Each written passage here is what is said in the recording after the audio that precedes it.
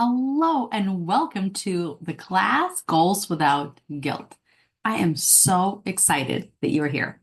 My name is Dr. Zhanna. I'm a board certified orthodontist and I'm a certified life coach for women dentists. So in today's class, we're going to dive into goal setting, into setting big goals. I'm going to tell you why I like to do this activity, how I teach it, and how to achieve any goal that you set to achieve. So what I'm going to do is I'm going to share my screen with you. And if you came in live to this class and you're listening to the replay, you probably noticed that things are a little bit different. And the reason why is because our amazing class yesterday, the audio got recorded, but not the video. And so what I decided that I'm just going to re-record this class because A, I love you, and B, second time around is always better. So here we go. Here's the agenda. I'm going to share my screen with you so you can see my presentation. And I'm going to walk you through my process of setting goals that I do for myself, that I do for my clients, that I do for my students in No Stress DDS Mastermind. And I will explain to you why I set goals, how, and then at the end, I'm going to tell you a little bit about the mastermind. Sounds good? All right, let's share the screen and rock and roll. Okay. All right. Goals without guilt. So why are we talking about goals? I mean, it's January, right? Like everybody's talking about goals, or a lot of people are talking about goals. But the reason why I decided to start 2025 this month class, I do classes every month for you guys. I decided to start January with this topic is because goal setting is actually one of the fundamental pillars that I teach folks in my No Stress DDS Mastermind. After coaching, gosh, hundreds by now, women dentists specifically, right? That's specifically who I work with. I have found that all the problems that we have when it comes to work, stress, parenting, work-life balance could be solved by these four distinct pillars. And so I started teaching them. That's how I come up with them. And so in my mastermind, I teach the first thing we start with is confident goal setting because I've learned that so many times I get on the phone with you guys and I ask, so what do you want? Then I hear, I don't know. Or maybe this. I found that many of us are not very confident about goals or about decisions. And so this is the very first thing that we're going to bang out is how to set goals and how to do them confidently. Then the other pillar that I teach in my mastermind is how to think like a CEO, which I will teach in February, in my February class, but it's basically a collective personality trait of somebody who is a leader, somebody who is in the driver's seat of their life, their relationships, their schedule, their work, and even their emotions. So I definitely want to dive into that topic later. And then I teach how to have an excellent team with my team excellence code, and of course, how to have amazing work-life balance with the time freedom method. This method is amazing, so much so that actually I have the privilege of being invited to be the speaker at the WUCON. It's a national orthodontic conference in October in Hawaii, teaching this very topic of time freedom method. But today we're talking about goal setting, one of the first pillars that I teach folks in the mastermind.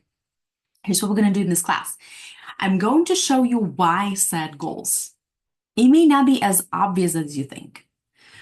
And I'll tell you my reasons why I love setting goals and why I teach folks to set goals and what goals to set, right? And then how to do it, how to set goals in a way that will help you become the best version of yourself. And that's where that piece without guilt comes into place because I have just noticed that so many of us, when we set goals, we kind of come from shame a little bit. We're kind of shaming ourselves a little bit, like, oh, losing weight again this year, or gotta get my shit together with the practice, with the staff, or with my husband, whatever that is, like they are not always coming from the most amazing place. And so I want to start by talking about why do we even set goals? Yeah. Like we've all heard about goals. Um, we think it's a good idea, and maybe in the past you have set goals, but maybe you haven't quite followed through and achieved them. So you kind of don't even set goals anymore, maybe because you don't want to disappoint yourself. Um, but that's not what we're going to be talking about today.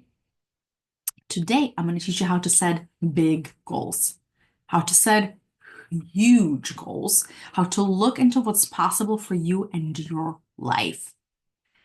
And there's a particular reason why I want you to do that. And it all starts with this question. I want you to think for a second, right? Like so many of us just go immediately, like, oh, I have this list already whipped out. I can just share. Let's go. Before you go to your list, I want you to think about how do you decide what goals to set? Like, where are your ideas coming from? Are they coming from inspiration? Are they coming from excitement? Are they coming from abundance? Like, oh my gosh, it's gonna be so amazing when I have this. Or are they coming from inadequacy? Are they coming from pain? Are they coming from shame? Are they coming from guilt? Ooh, my house is still a mess. This year is when I finally organize it. I will finally open the boxes. I really need to get a hold of my nutrition. And if you are setting your goals from this negative place, like notice how you feel when you're setting goals. If you write down some goals and you look at them and you slow down for just a minute to see where are you setting these goals from and like how do you feel? And if it's not a good emotion, if it's not an inspiration, if it doesn't feel big, then I want you to pause and rethink that thought. And the reason why is because the way where you're coming from, I think it's the next slide, is where you're coming from, like how you feel when you're setting goals is, or maybe it's okay, let's go back. And the reason why is because the way you feel when you're setting goals will determine whether you achieve them or you don't. Really important for you to know, right? We mostly set goals because we want to achieve them. But if you are coming from the place, like you're setting the goal, coming from the place of feeling like this is unacceptable, like the way you look is unacceptable, being single is unacceptable, like I really need to find a husband this year, I really need to get this certification this year, then it's going to be so much harder for you in the process of achieving this goal because you're kind of pushing yourself. You probably heard of this push and pull motivation. You're constantly manhandling yourself into working out, into studying, into talking to patients, into doing marketing, whatever that is. And you will constantly feel resistance. So it's going to be so much harder to get to the goal. Or most likely you will not even get there because your brain will stop you. In a minute, I'll teach you all about the way your brain works. That's one reason to slow down and really tune in into how do you feel when you set goals. Another reason is maybe you will, you know, white knuckle, like push yourself through, hating the process the whole time, and you get to your goal. And guess what? How are you going to feel when you get to your goal if you hated the whole time, this whole process? You've probably been there. I for sure have been there. And the way I feel when I finally achieved this goal, that was so hard. And it was like not like um what's the word? Like enriching hard, but like disgusting hard. And I get to the end and I don't feel happy. I don't feel excited. You know what I feel? I feel relief. Oh, thank God, this is over. And then immediately goes, okay, up to the next one, on to the next one. And so you spend your whole life in this negative space while you're trying to achieve your goal. And then there's like a smidge of relief and on to the next suffering. So that's why I want you to start thinking about why are you setting your goals? How do you feel when you're setting them? And let's stop having these shoulds that I should be certain way and that's why it has to be my goal. Let's just start removing all this shame behind goal setting and start setting them from inspiration. And remember how I said that if you like put all your eggs in one basket and you're like, this goal is going to make my life so much better and it's just so hard and I'm just grinding my teeth through it, but I just need to get to the finish line. And then you get to the finish line and you just feel relief. There's not even happiness or excitement. It is because of this concept that I teach all my folks in the mastermind in private coaching. And the idea of this principle is that life is meant to be 50-50. Like life was designed to be 50% positive, amazing, and wonderful, and 50% awful and negative and terrible. And what that means is that there, where in the land where you achieve your goal, there is not better than here in the land where you don't have that goal yet. I want you to really think about. We think that once we have the goal, once we have the money, the time, the body, the relationship, our life is going to be so much better. But it's not the case, isn't it? Ask your colleagues, ask your friends who have that thing that you want so much. Is their life objectively better than yours? And it's not. They're going to tell you they have so many problems, or maybe they will not tell you, but I am telling you that you know that people have problems. So it doesn't matter what, like how popular or how wealthy or how smart or how loved you are, your life is still 50-50.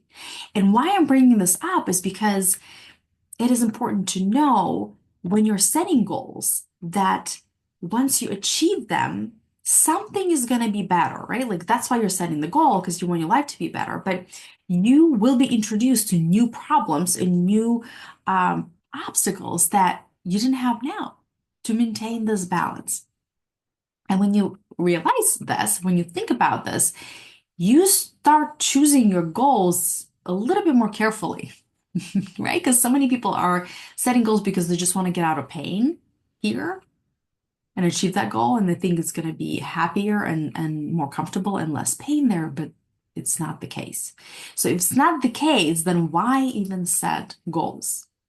And here's how the way I teach goal setting is very different than what you've ever heard before. And the way you've heard about goal setting is you set a goal so that you can achieve that goal, right? We set a goal to achieve it. But that is not what I'm teaching you, my friend. The reason why I want you to set goals, and not just any goals, big goals, huge goals, because it's setting a goal and the process of trying to achieve a goal is not about the final result. It's not about having the outcome. Because remember, it's fleeting and then life is 50-50 there anyway. The reason why you want to set a big goal is because of how it will change your relationship with yourself. I'll teach you my process when you do set goals the way I teach you, you will inevitably change the relationship with yourself. And as a byproduct, you're going to develop very important life skills that will fortify you, that will enrich you and your life around this goal. So, like I said, you want to fall in love with the process and not the end goal, right? Because in the process, your life will become more conscious, more purposeful, more intentional. And that is so much more delicious than the end goal. Okay, so now we need to talk about your brain. And I know you guys know anatomy, but I want you to think of it in a more simple way, right? We're going to talk about your brain as having two parts, as having in the back primal brain, right? Or primitive brain. Think amygdala, think brainstem, right? Like that primal part of the brain. And then in the front, you have your prefrontal cortex. We call it advanced brain, right? Or prefrontal cortex. And so your primal brain, your amygdala, is constantly working. By the way, it's constantly scanning the environment for danger. very fun, and it is focused on your survival. So this part of your brain is like constantly low-key freaking out about everything, and it's focused on seeking pleasure, avoiding pain, and conserving energy. So I always like to show this or uh, give an example of the situation where you're lying on the couch and you're eating cookies and you're watching Netflix. That is heaven for your primal brain because you're comfortable, there's no risk, you're not moving, there's pleasure from the sugar, there's no pain. Like the primal brain thinks that we have arrived, right? But logically, you know that this is not in your best interest. Logically, you know that you're not moving, you're not eating healthy, you are not doing something productive or enriching your life, and you'll probably get diabetes, maybe you'll get overweight, high blood pressure. Like it's not going to be great.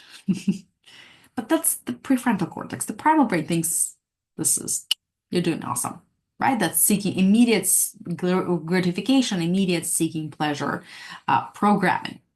And so your brain, like I said, this is the back part, right? Like I like to say, party in the back and business in the front. And the prefrontal cortex, or we also call it an advanced brain, is that more evolved part of your brain, right? Like when we think about humans when we're in caves and then we evolve through evolution, that part of the brain is the ones that evolved the most, right? Grew and developed the most. And that is the part of your human brain that is the only part that's capable of long-term planning, the only part that's capable of thinking conscious, making conscious decisions, conscious choices, and creating that amazing life that you want for yourself, right? Like is capable of creativity and innovation, just that part. And the reason why I'm bringing this up is when you set goals, both of these parts of your brain will get activated and they kind of start competing for attention a little bit. And guess what? Your primitive brain, that by the way is running on the autopilot always, unless you're consciously thinking about something, which our brains don't like to do, right? Our brains don't like to consciously think because it burns too much glucose. It's like, I think, 900 calories a day is what brain burns. Um, and so, like, the brain doesn't want to do it because it thinks that it's going to run out of resources and we're going to die. Very primitive, right? And so unless you're consciously directing your primal brain, the one that just wants to seek immediate pleasure is running the show because of this motivational triad, right? Like what I just described, seek pleasure, avoid pain, conserve energy. And your two brains get activated when you set goals, and the primal brain, this one that utilizes motivational triad as its blueprint, the primal brain is very loud, right? It's like constantly telling us, let's not do this. Let's just focus on something safe. Let's just focus on something comfortable, right?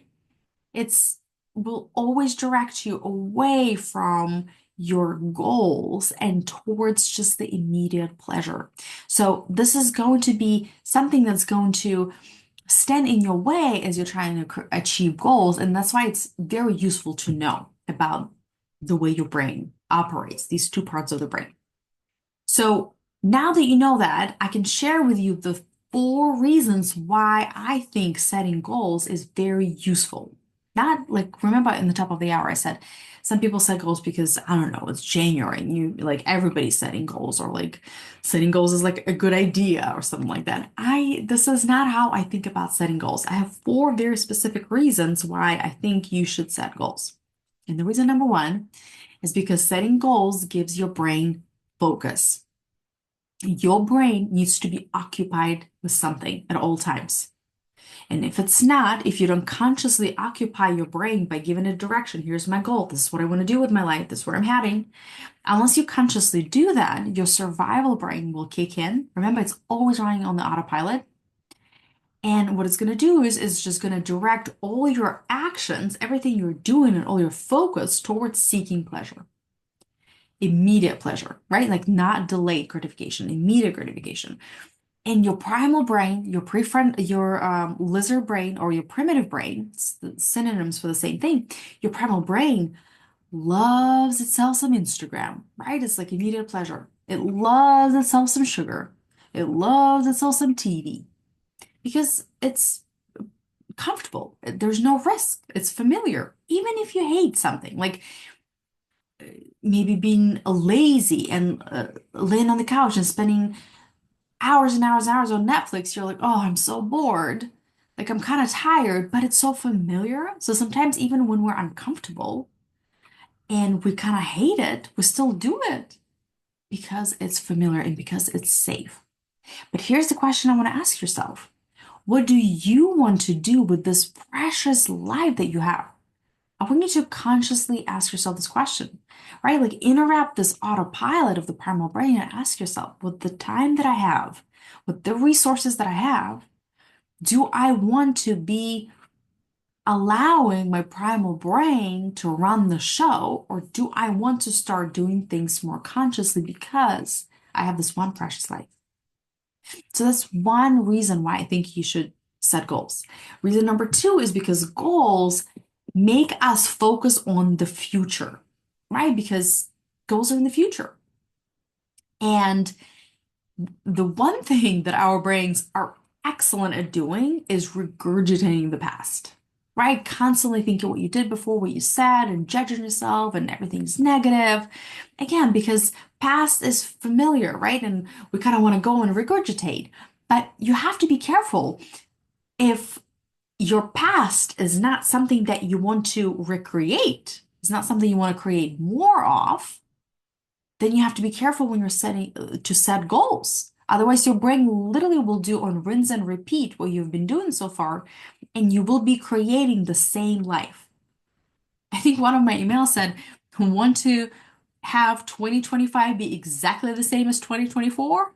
That's what I'm talking about, right? Like if you don't intentionally start deciding, okay, these are my goals, this is what I want to do with my life, this is what I want my life to have, my career, my relationships, my schedule, my health, then you will by default recreate what you already have.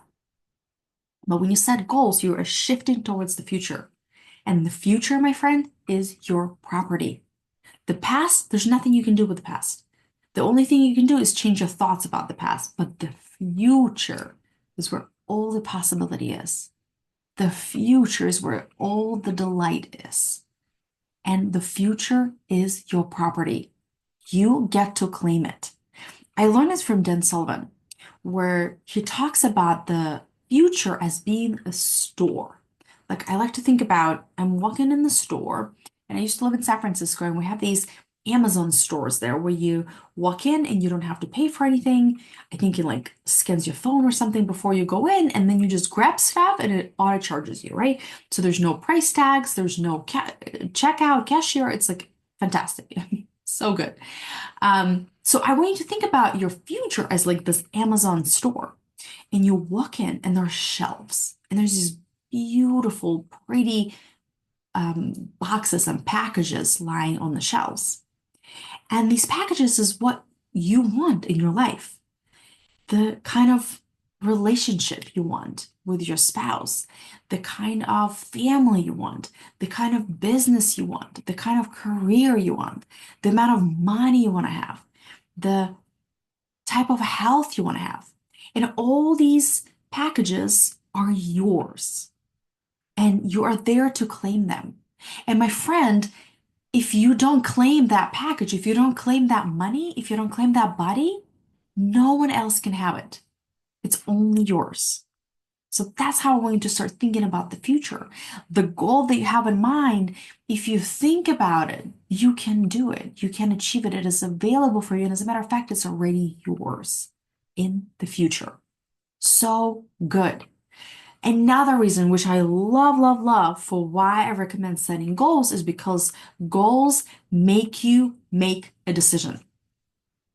When you, and the beauty about making a decision is when you make a decision, when you decide that this is my life and this is what I want to do with my life, you stake your claim on your own life.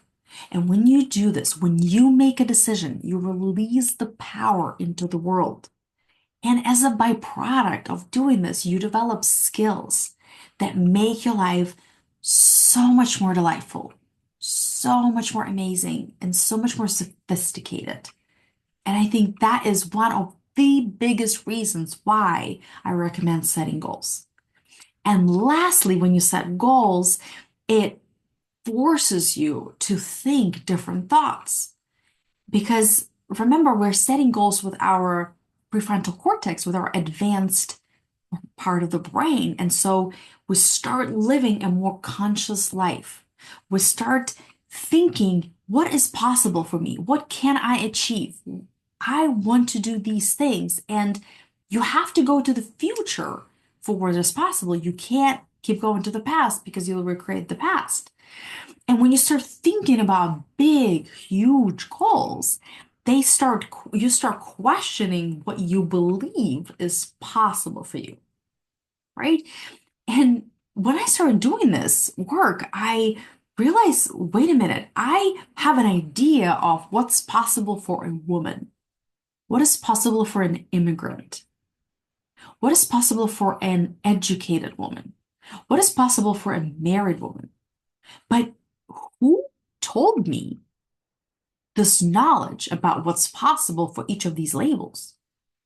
It's like I've been given this multiple answer sheet for what is possible for me depending on fill in the blanks. And I was like, what is happening right now? And this is the stuff that we were taught by our teachers, by our parents. We were literally giving the script, not like directly, but indirectly, we've learned for what is possible for us. And if your life is not where you want it to be, if you're not living your life to your fullest potential, if you don't wake up and you feel like this is amazing, this is what I want to be doing, I feel purposeful, then I want to invite you to think about your life and the possibilities from like the more freed, more conscious way, not thinking about what people around me doing or what I was taught is possible, but really think really big. What if there were no no's? What if there were no barriers? What could be possible for me? Right? And so when you start thinking like this, when you start thinking what is possible for me, this big goal, maybe I was taught that if you are married with kids, you can't have three jobs and work 4 days. But I kind of want to.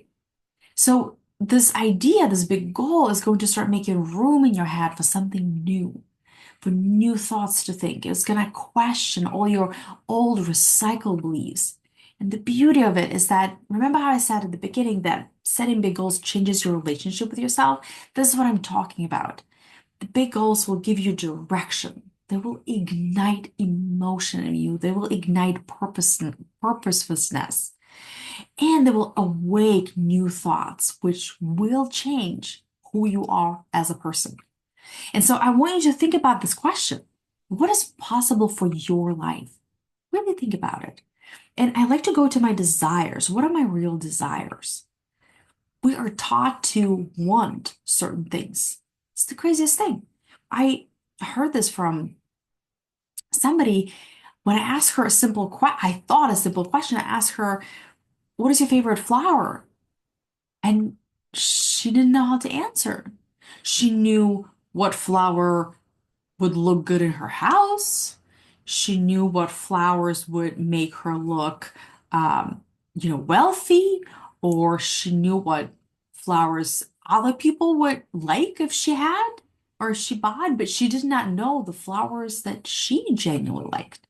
And so I want you to think about it. What are your true desires in life, about your life? And notice, where do you go for answers? So many of us go for answers to the past. But I remember, future is your property. And I want you to go into the future in the land of possibility, regardless of what anyone has told you. So these are the four reasons for why I recommend that you set big goals. And the only drawback, the only I guess, disadvantage that I can see, the only problem with setting goals that I see is if you use this goal against yourself. If you set a goal and You judge how much effort you put towards this goal and you use it to beat yourself up. That's the only drawback with setting big goals.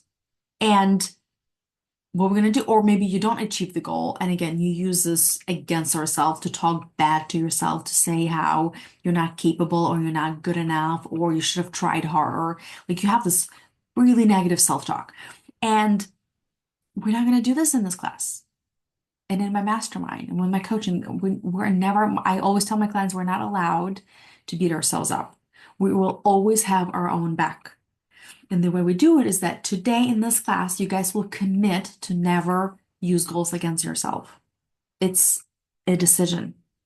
No matter what happens, I'm going to use it as data, and I'm not going to say that I am bad or I am not good enough or somehow I'm morally not okay for not achieving this goal or not taking the action that I said I'm going to take. Okay? Deal? We are going in this class to use goals to evolve ourselves and to better ourselves. That is the goal. And here's the magic. Once you set a big goal, once you imagine the possibility of that goal, in that very moment, your life changes because you will become the person worthy of that goal. If you really drop into a possibility that whatever it is that you want is possible for you, in that moment, when you allow yourself to taste what it would be like to be the person who has achieved that goal, you will start holding yourself to that level of worthiness. And let me tell you something, my friend, the bigger the goal, the more deserving you are of it. Because the more capable you are of achieving it and helping so many more other people along the line. And that's what I mean by changing the relationship with yourself. You change, you change through the process of setting the goal, through the process of moving towards it and taking action, not by achieving it. It's like, well, I just want you to shift towards this possibility of that new version of you that has that goal. And remember, I said that I'm going to teach you how to get to that big goal. And in the process, you will develop some skills, some essential life skills to get there. And these are the most common skills that people develop. One is courage, right? The fear of tolerance is the other way to say it, because along the way, as you are figuring out the goal, and I'm going to teach you how to do it today, the actual steps, your brain is going to tell you a lot of negativity. It's going to want to judge your effort, and you have to keep injecting courage to keep going and taking massive action, which is another skill. And massive action is not what it sounds like. It's not taking a bunch of action at your own expense. That's not what it sounds like. Massive action is taking action until you achieve your goal. Okay? It could be taking action 3 times a week. Let's say you want to improve your endurance, physical endurance, and you decide to work out 3 days a week. It's not working out 7 days a week and burning out after 2 weeks, 3 weeks. It's working out 3 days a week for 10 years until you get to the goal. That's what massive action is. And that will require resilience, right? Because along the way, there are going to be some fails. And the faster you can get back up, the faster you'll get to your goal. And what's imperative with all of these goals is to develop a very positive self-relationship with yourself. I'm going to speak more to that. Very positive self-talk. And like I said, it is imperative that you believe in yourself. In this class and in my mastermind, we hold ourselves worthy. We believe in ourselves so hard that we will achieve this goal, that we have this goal. And we feel it and we take action from that place. We never use goals against ourselves. So I want you to think of a big goal, and I'm going to give you some homework for after this class, but I also want you to now picture something and drop into a possibility that you could have that.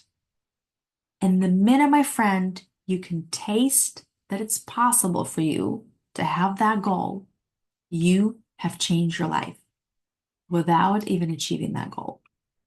I want you to feel your future. I know it sounds weird, but if you give it a try, I promise you, you will be forever changed. You will be so glad you did that. Because again, we're so brainwashed. The goal of the goals is to achieve the goal. And then we're hating this whole process of achieving it. First of all, setting the goal from shame and guilt, and we're hating the process because we're pushing ourselves. And then if we achieve it, we're like, okay, on to the next one. That's not what I'm talking today about. I want you to feel what it would be like to have that goal. I want you to feel having the goal achieved with great and positive intention and so much enthusiasm and taking action from that place, not from shaming yourself. So, this is what I described to you. I call a relationship with your goal, right? It's like relationships with other people are just thoughts, which I know could be like, what are you talking about? I'm going to make a whole separate class on that. But really, our relationship with other people, it's not like the space, like there's a person and a person, there's a space in between. Our relationship are thoughts about each other. And the same thing is true about the goal. Like when you think about your goal, you will develop a relationship with your goal. And I want that relationship to be a very good one, a very loving, a very respectful. I want you to spend time thinking about your goal, not the steps to achieve it, not how much you hate the steps, but feeling having that goal. And I love this question that I want you to ask yourself is, how would I be different if this goal was already done? Just think about it. How would you talk to other people? How would you get out of bed? How would you hold yourself? How would you interact with your husband, with your colleagues, if you were the kind of person who already has that goal? Such a powerful question. So here's your homework, my friends. You don't have to do it now, you can do it after the class, but I want you to take a sheet of paper and I want you to write down 25 possibilities for big goals. Okay? Like it's gonna be hard. I wrote five and then I was like, I don't know what it is. So I want you to take some time and write down, like really think what is possible for me, 25. And here's the caveat. Five of these goals, I want you to have something that, or write down something you already have. Okay? It's kind of weird, but stay with me.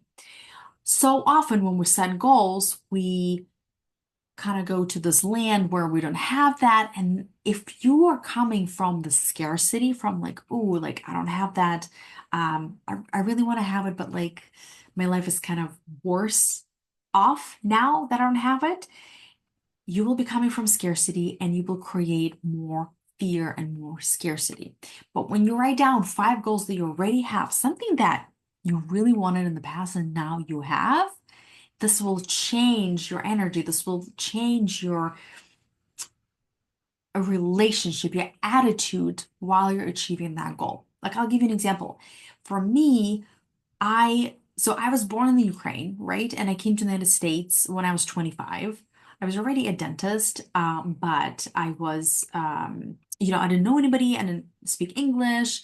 I had my Prague university diploma, my Czech diploma, but that's about it, right?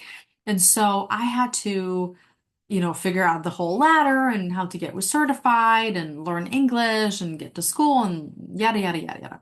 But I was an immigrant, right? So like I was in the citizen, I didn't have the residency, anything like that. So for like a good decade, I think it took me 10 or 12 years to finally get the green card through work. Green card is a permanent residency document. Um, all I wanted in my life, my biggest goal was to have a green card. Like huge. I was like, oh my gosh, if only I had that, like I don't need anything else, God. Please just give it to me. Because there was a point when I was working and there was some things going on at work where basically I had like a week before getting deported. I was legal and everything, but the visa was expiring. And I still wasn't being called to the embassy for my interview for the green card. And so like I literally packed all my boxes. I remember going to work and seeing patients and like literally sitting on boxes ready to go back home. So when I did get the green card, that was like such a relief. Relief doesn't even begin to describe. It was like I was elated. It was beyond, just on cloud nine for a very long time. And when I was writing down these 25 possibilities, I totally forgot about putting the green card. And it's like I lived and breathed for a decade for this goal, and I totally forgot that I achieved it. So I definitely put that on my list. Another one, I really wanted to have children, and I have two. I'm a mom of two. I really wanted to be married. So I want you to think about some big things that you have achieved. Maybe it's becoming a dentist. Maybe it's getting married. Maybe it's losing weight. Maybe it's buying a house or moving to a certain place. I want you to think about these things and write at least five of them on this list. Okay? And it has to be something that you genuinely desire and written in a positive way. Okay? And here's the trick to actually achieving your goals. What I teach my mastermind is in my No Stress DDS mastermind is you want to make sure that your goals are very specific, measurable, meaning like you know when you will achieve them. Okay, this is what it's going to look like when I achieve them, and have a due date. And it's so funny when I see folks telling me what they want to achieve and they feel so inspired. And then once I tell them to put a due date, they freak out, right? The part of my brain is like, what? We have to do work, we have to be uncomfortable and take risks. Like, let's not do that. So having a due date turns a dream into an actual goal. All right. Now that we have our big goal, how am I actually going to achieve it? And remember, the goal is not achieving it, but I will tell you the process of how to achieve any goal.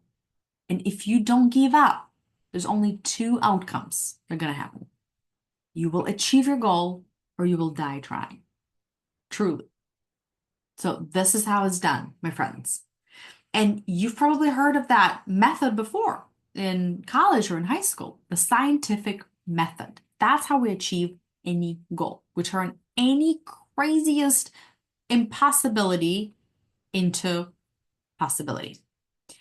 And here are the steps. So we're going to ask a question. How can I achieve XYZ?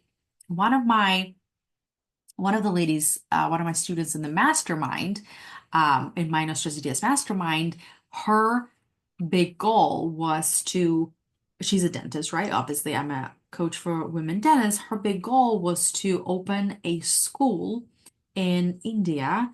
Her family is from there, in the village where her dad grew up, right? So something has like nothing to do with dentistry. But that was like, that's her like impossible huge goal. And so, how we would do with her, this scientific method is we would ask the question, okay, how can I open a school in this village? Then what you're going to do is, and you pick your goal, whatever that is. Maybe like, how am I going to lose 50 pounds? How am I going to make 1 million this year? How am I going to find the husband? Whatever that is. Then you're going to do some research, not a lot. Do some, gather some information, go online, ask people, don't spend too much time on this. And then after that, you're going to form a hypothesis, right? Like you will state, right? You will decide, okay, I think I'm going to try these things. And then you go and you experiment and you start trying. And here's the key. Not everything is going to work, and that's totally fine. But what you want to do is what worked, rinse and repeat, do more of that. What didn't work, learn why it didn't work. That's why the analyze result comes into place. Learn why it didn't work, try something new, and keep going. Does it make sense? Doesn't matter if it's a fail or a win, we need to analyze it. And that's where that failure tolerance comes into place, right? Because we were told to not fail.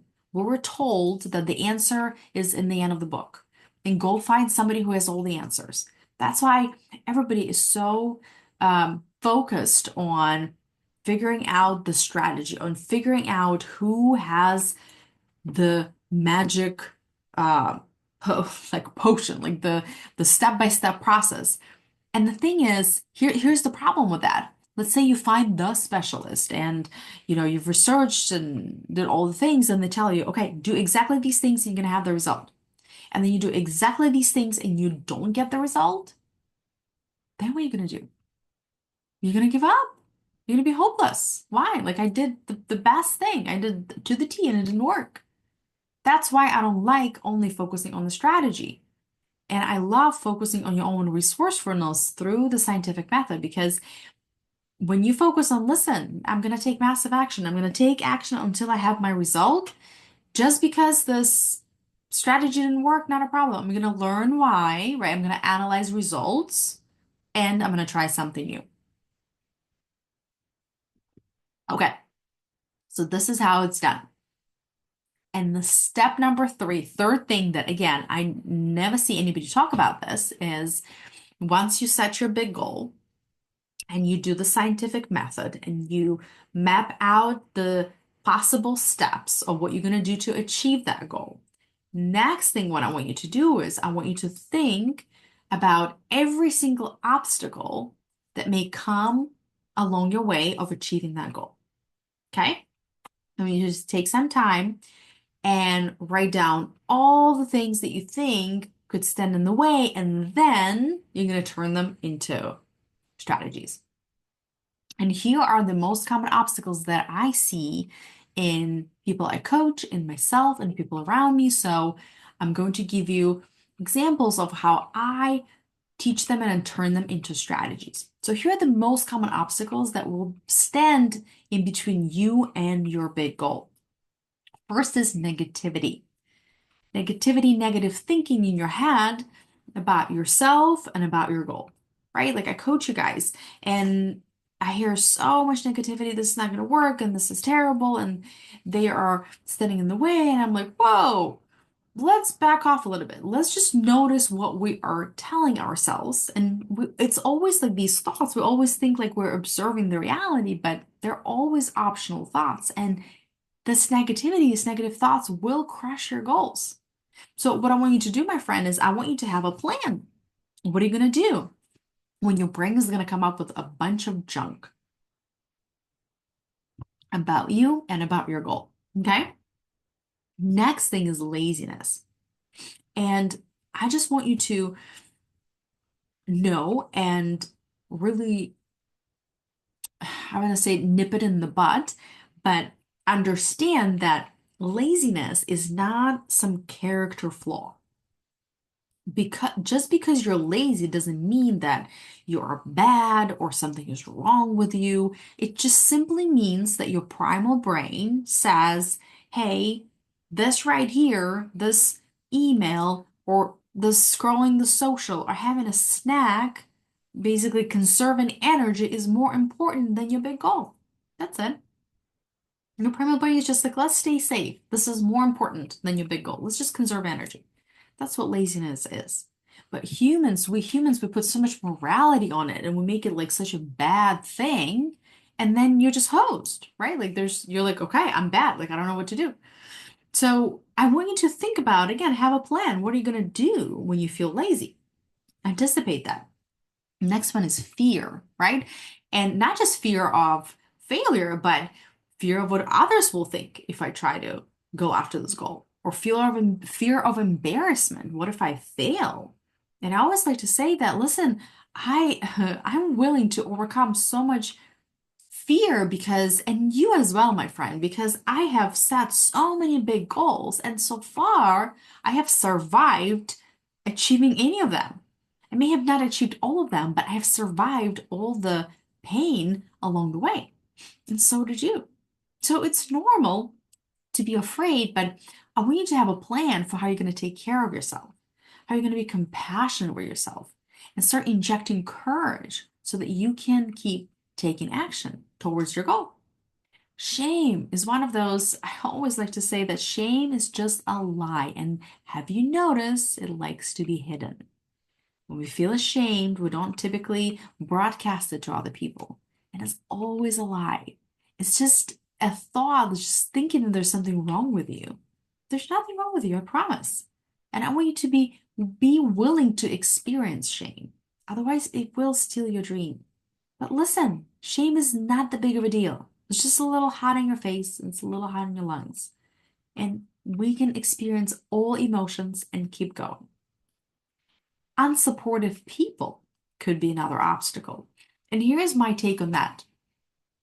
I often hear you guys say, well, but my husband makes it so hard for me because I'm trying to lose weight and he's eating nachos at 11 p.m. and they smell so good and he should be more supportive. And here's what I want to tell you is that it's not his job. It's not your friend's job. It's not your parents' job. It's not for sure not your kid's job. It's not your coworker's job to support your dreams. It's your job. So I want you to stop relying on them. I will support you. I'm your coach. Listen, I'm gonna support you until now, from now until ever, but you need to stop recruiting other people to achieve your goals because you will never evolve. That defeats the purpose. Okay?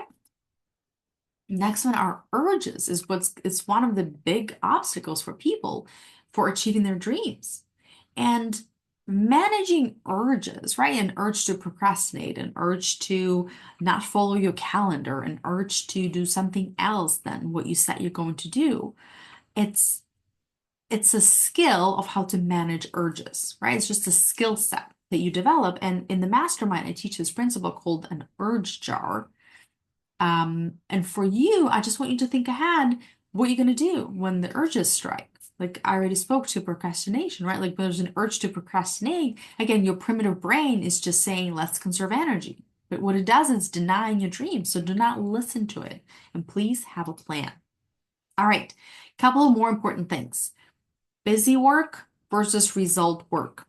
Whenever you start working towards a goal, I want to make sure, and maybe you put on your calendar, you're going to do X, Y, Z. Make sure that you are producing result-oriented work, meaning there's some measurable result after you spend the time working on something. For example, please do not put on your calendar, work on the website. Like it's an activity, it's kind of like busy work. Check emails. No, let's do some actionable result. This abstract is submitted. About me page is done, right? And you may not achieve that result. You may fail, but that's a result, right? Like in science, we say positive or negative is a result. And this is how I want to think about. We don't want to just be like getting lost in actions. We want to have some results at the end. And if we fail, remember scientific method, we're going to learn from it and we're going to try something new. If we win, we're going to do that over again. Okay, so be careful to not get caught up in busy work, but focus on the result-oriented work. And lastly, my big tip is to plan your internal dialogue, right? Like, how are you going to talk to yourself? Remember, I told you that we discussed we're going to commit to never going back on ourselves, on our own, never use goals against ourselves.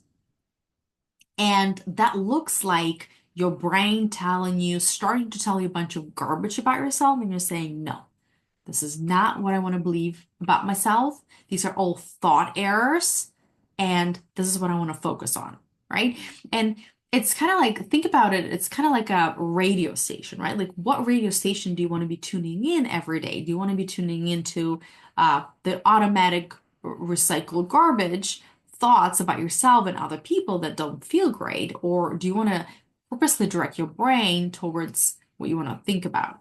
Right? Because when we have these negative emotions, they deplete our energy and it's so much harder to achieve our goals. And so, how you develop this positive self-talk is I want you to create a speech, right? I want you to think about what do I want to hear myself say to myself, right? It's very, very important. What would you want your mom tell you? What would you wish your dad told you? Maybe your husband, your spouse, what do you wish they told you? I want you to tell this to yourself. I've created this narrative with myself where I always tell myself, listen, girl, you're awesome. You got it. The world is so much better because you're in it. I have like a whole paragraph written and I share it in the mastermind too. And I want you to think about what do you need to hear? what would really help you along the way. Okay? So that was my last suggestion when it comes to turning obstacles into strategies and things to look out for when you're trying to achieve your goals.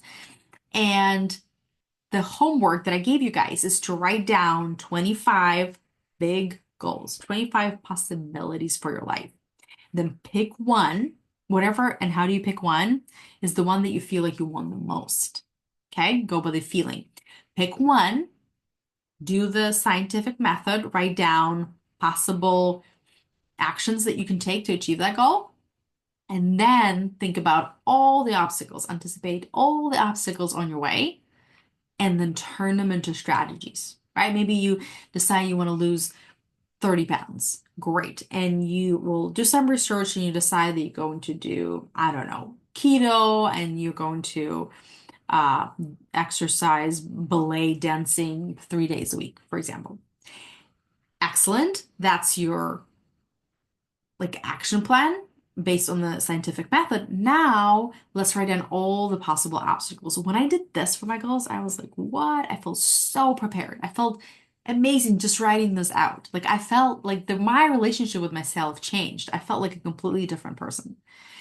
And the obstacles in this case could be maybe hungry late in the evening and need to work, and the husband is eating something yummy, and I have an urge to eat. I'm tempted. What is my strategy?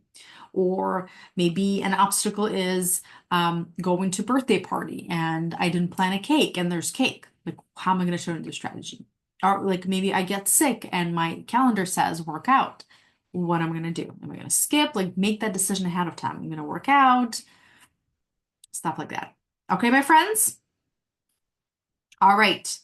So that was goals without guilt part of this class. And right now, I would love to tell you more about No Stress DDS Mastermind that I have.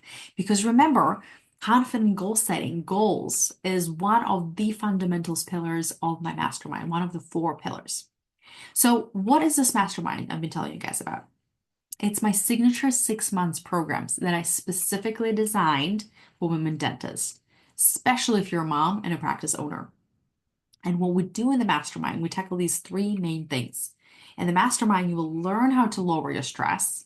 You will learn how to make more money without working more. There's so many things where you are spending way too much time, way too much energy, and you are working way too much, making less than you could be. I'm going to address that in the mastermind. And lastly, I'm going to teach you how to have much better work-life balance. And we do this through these 3 pillars. So first, I always start with goal setting, but then I teach you the pillar of, I call it thinking like a CEO, which I already told you guys a little bit about. It's basically the way I think about a CEO because it kind of sounds a little corporate. That's not what I mean. What I mean by a CEO is a collective personality, the attitude that you have as a person who is in charge of their life, is the person who is in the driver's seat of their life, no matter what's going on, no matter the circumstances.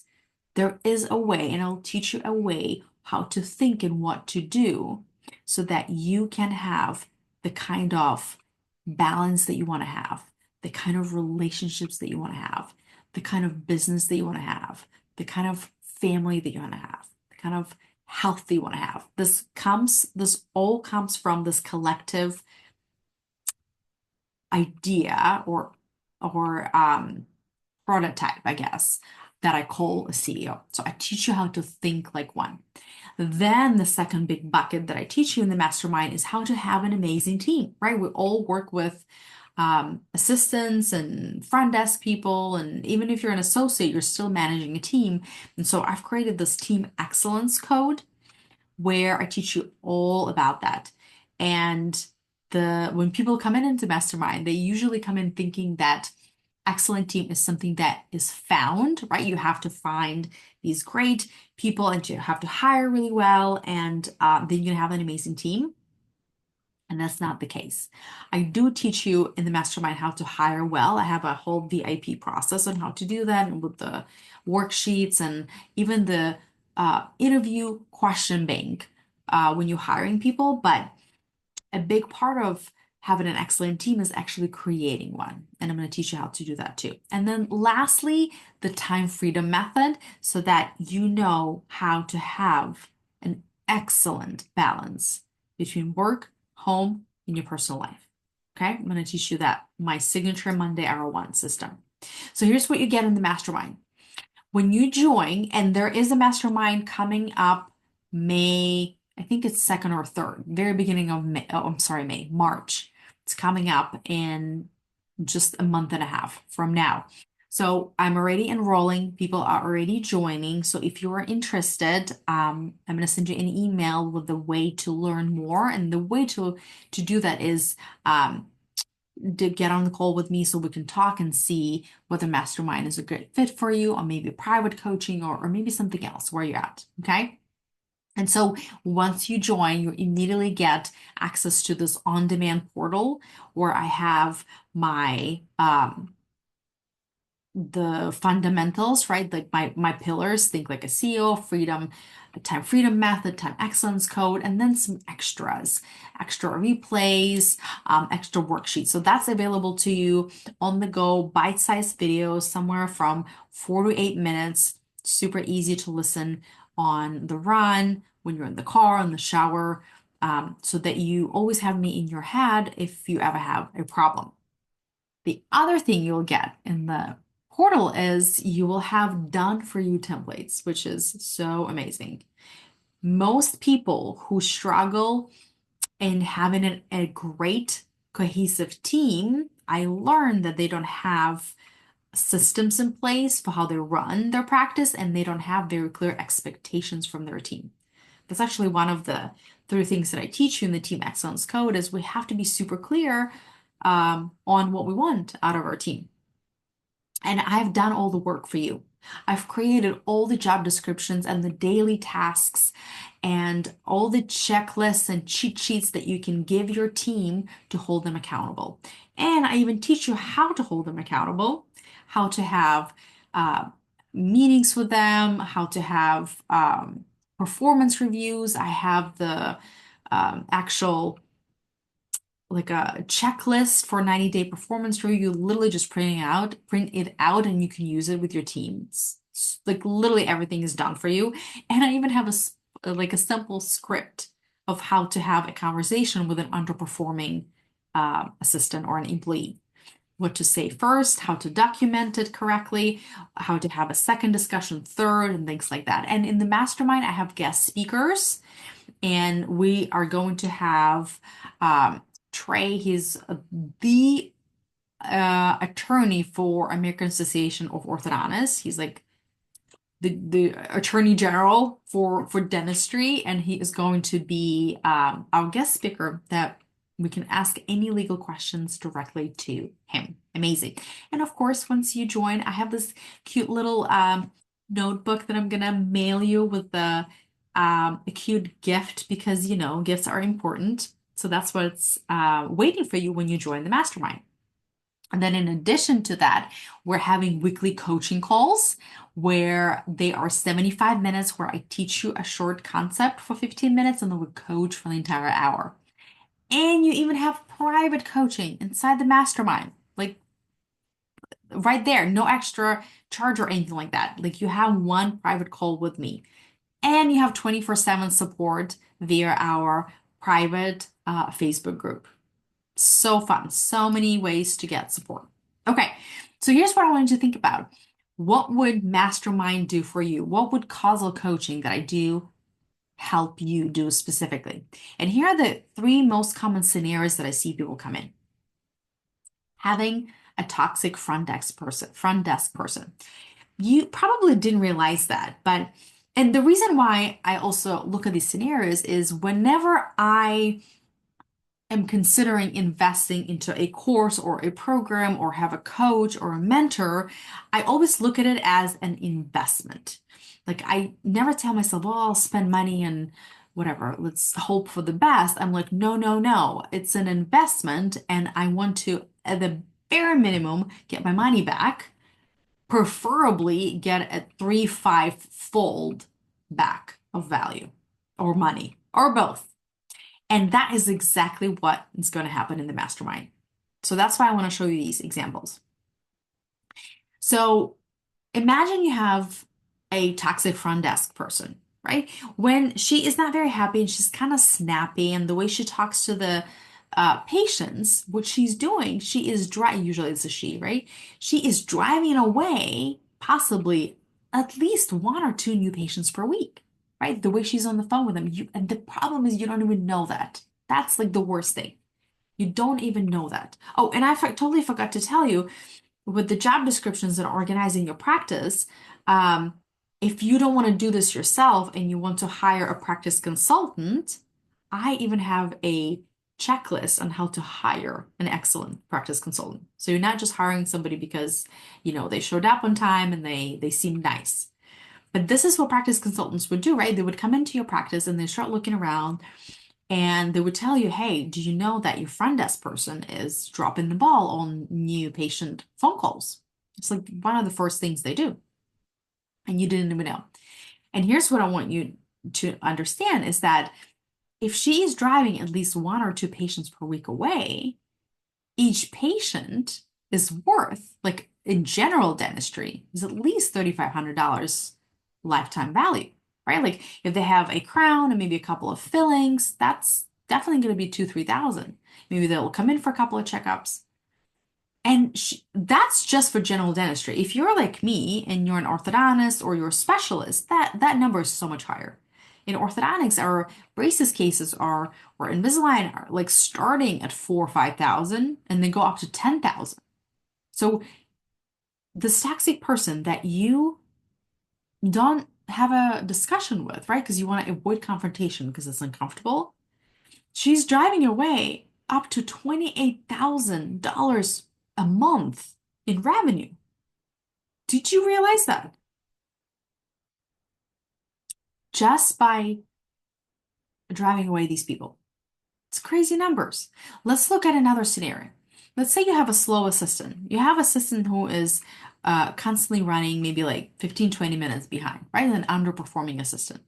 So he or she slows you down by 20 minutes. Here's the thing.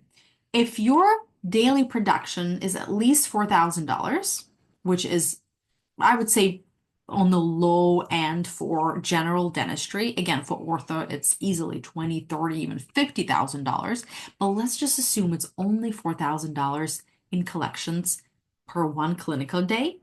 Then you are producing about $500 an hour. You with me? We're dividing 4,000 by 8 hours that you're working. That's $500 an hour of production. And that assistant that's running 20 minutes behind, 20 minutes is costing you $167.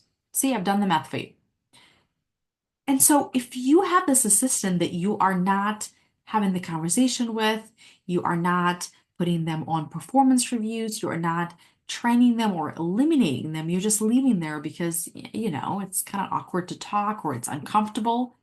She or he is costing you $2,600 a month in lost production because she's so slow. Did you realize that? Almost over $2,500.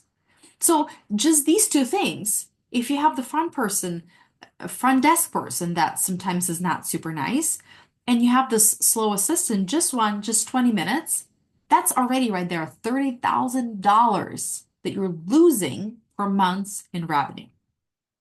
Okay, let's look at another scenario. Let's say you hire, like, you have a staff turnover. Maybe you are so stressed and it affects how you lead, it affects how you talk to your team, and they quit, or you have to fire somebody, or they just leave. It takes like good 3 months to find somebody and train them, and they are going to be slow as you train them, right? They're going to be making mistakes that's costing you. You're going to be, your practice is going to be slower, or other assistants have to work harder to compensate, right? You're losing on production. That can, like, hiring a new person can cost you, staff turnover can cost you somewhere between 15 and $40,000 in lost production, right? Just because you couldn't make the tough call and fire somebody earlier. So these three situations that I just showed you, we were like talking about tens of thousands of dollars that you are losing because you are not thinking like a CEO. You're not having conversations like a CEO. You don't know these principles of how to have an amazing team, which I am dying to teach you.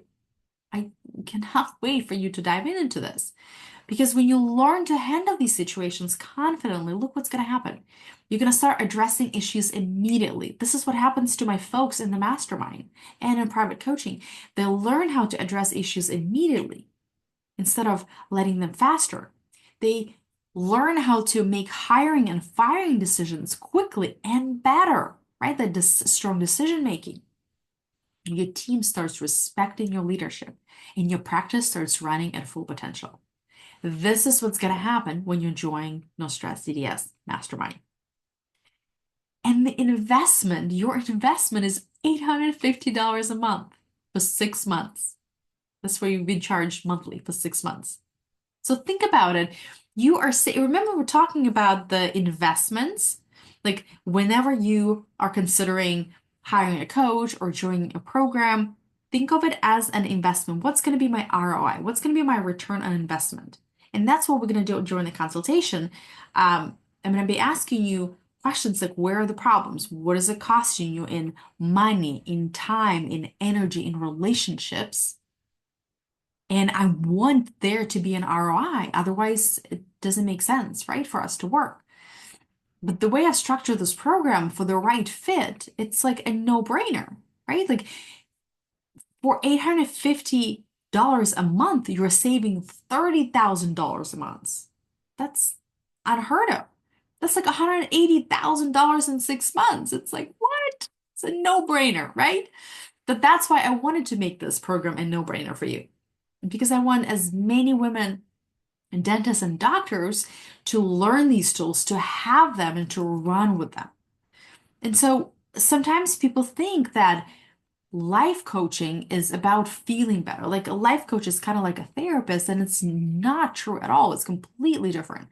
You're not just investing in feeling better, you're investing in stopping losing so much money and developing these amazing skills so that you can achieve goals, feel more confident, make decisions faster, and finally have balance in your work and your life. So I would love for you to join the mastermind. I would love to talk to you and explore private coaching. And you can do this by scheduling a consultation call with me. I'm going to stop sharing my screen. I think we are done. I hope you love this presentation and I hope you are interested in the mastermind. Like I said, I would love for you to be a part of it. I would love for you to learn more about it. And I'm going to send you an email with a link to schedule a consultation. It's a free 1 hour consultation where we can discuss better your situation, your particular goals. I'll help guide you through that process and see if mastermind is that missing piece that you've been looking for. Thank you so much for your attention and spending the evening with me. And I'll catch you later. Bye.